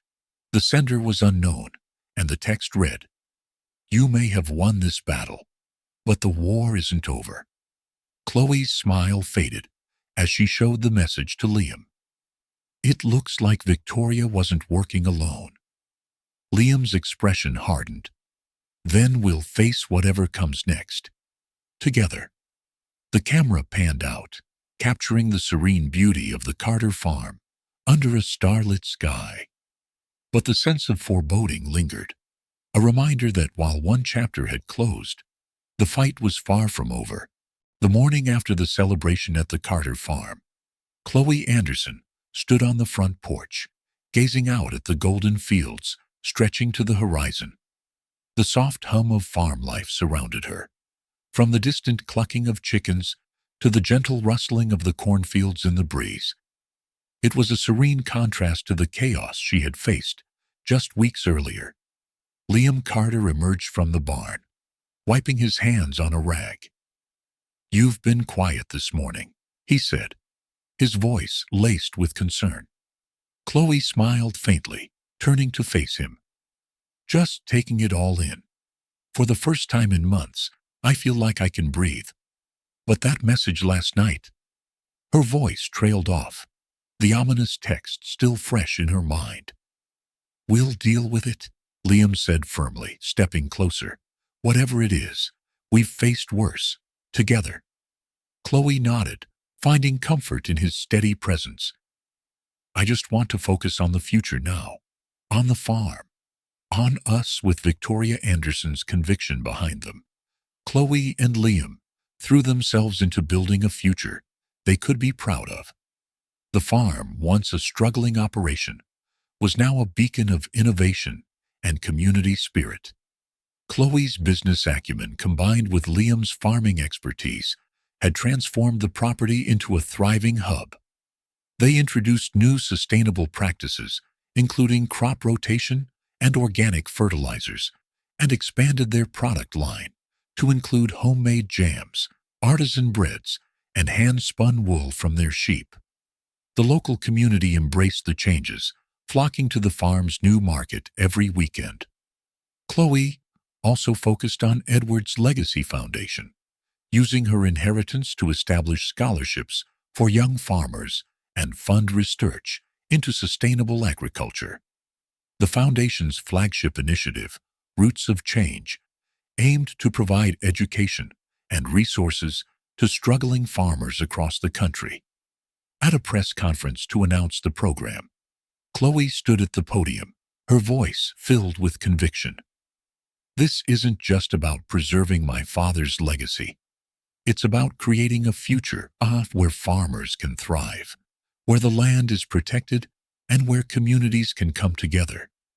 The audience erupted in applause, and Chloe felt a swell of pride. This was her way of honoring her father's memory while carving out her own path. One crisp autumn evening, Liam led Chloe to the old oak tree at the edge of the property. The tree had become a symbol of their journey, a silent witness to their struggles and triumphs. "I thought it was time we had a proper ending to this chapter," Liam said, his voice soft but steady. Chloe looked at him, a mixture of curiosity and affection in her eyes. "What do you mean?" Liam reached into his pocket and pulled out a small velvet box. As he opened it, the glint of a diamond caught the fading sunlight. "Chloe Anderson, will you marry me?" For a moment, Chloe was speechless. Tears welled in her eyes as she took in the man before her, the man who had stood by her through every storm. "Yes," she whispered, her voice trembling with emotion. "1,000 times, yes." Liam slid the ring onto her finger, and they shared a kiss under the golden glow of the setting sun. It was a moment of pure joy, untainted by the shadows of the past. In the weeks that followed, Chloe and Liam's engagement became the talk of the town. The community rallied around them, offering their congratulations and support. The farm buzzed with activity as they prepared for their upcoming wedding and launched new projects. One of their most ambitious plans was the construction of an education center on the farm. The center would host workshops on sustainable farming techniques, bringing together experts and aspiring farmers from across the country. Grace Whitmore visited the farm to discuss the legal and financial aspects of the project. "You're building something incredible here," she said, looking around with admiration. Your father would be proud." Chloe smiled, her gaze sweeping over the fields. "This farm saved me, Grace. It gave me a purpose. I want to make sure it can do the same for others." Amidst the excitement of their plans, the shadow of Victoria's influence lingered. The anonymous text Chloe had received was a stark reminder that their victory in court was not the end of their struggles. One evening, as Liam and Chloe reviewed plans for the education center, Michael burst into the kitchen, his face pale.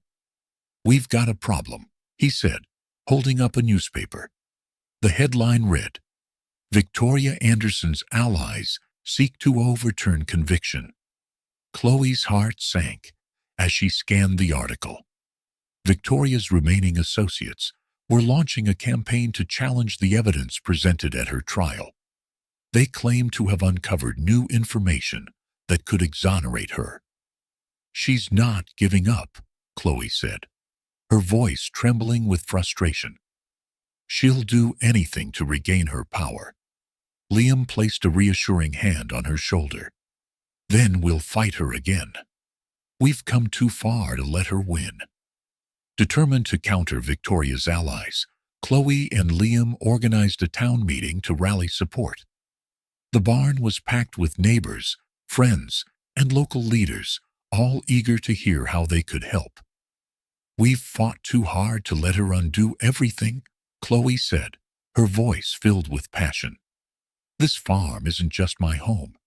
It's a symbol of what we can achieve when we stand together. Victoria may have her resources, but we have something stronger: each other." The room erupted in applause, and Chloe felt a renewed sense of hope. The community's unwavering support gave her the strength to face whatever lay ahead. As winter approached, the Carter farm thrived like never before. The education center broke ground. The Roots of Change initiative gained national recognition, and Chloe and Liam's wedding plans were well underway. One snowy evening, as they sat by the fireplace, Chloe rested her head on Liam's shoulder. "Do you ever think about what might have been?" she asked softly. Liam smiled, his green eyes filled with warmth. "Sometimes. But then I remember that everything we've been through brought us here, and I wouldn't change a thing." Chloe nodded, her heart full. "Neither would I." Years later, Chloe and Liam stood on the porch of their farmhouse, watching as their children played in the fields. The education center bustled with activity, and the farm had become a model for sustainable agriculture. The threat of Victoria's allies had long since faded, and Chloe had finally found peace. Her father's legacy had not only been preserved, but had grown into something far greater than she ever imagined. As the sun set over the fields, Chloe turned to Liam and smiled. "We did it," she said softly. Liam wrapped his arm around her. "We did." Their journey had been filled with trials and tribulations, but it had also been marked by resilience, love, and the unshakable belief that they could overcome anything together.